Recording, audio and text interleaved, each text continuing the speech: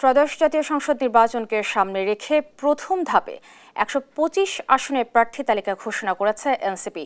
বুধবার সকালে রাজধানীর বাংলা মোটরে সংবাদ সম্মেলনে এ তথ্য জানানো হয়।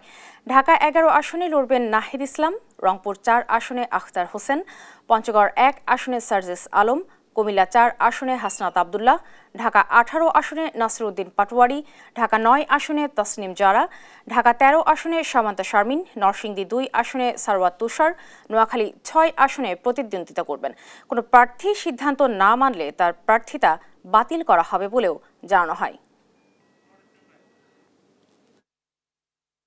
মনোনয়ন যারা পেয়েছেন, আমাদের জাতীয় নাগরিক পার্টি যে কোনো সময় যদি কেউ বিশৃঙ্খলা সৃষ্টি করে, কারো বিরুদ্ধে দুর্নীতি, চাঁদাবাজি, সন্ত্রাস, ঋণ খেলাপি, ক্রিমিনাল কোন অফেন্স অ্যাক্টিভিটিস পাওয়া যায়, আমরা এটা জনগণের সামনে প্রকাশ করতে যাচ্ছি জনগণের কোর্টে।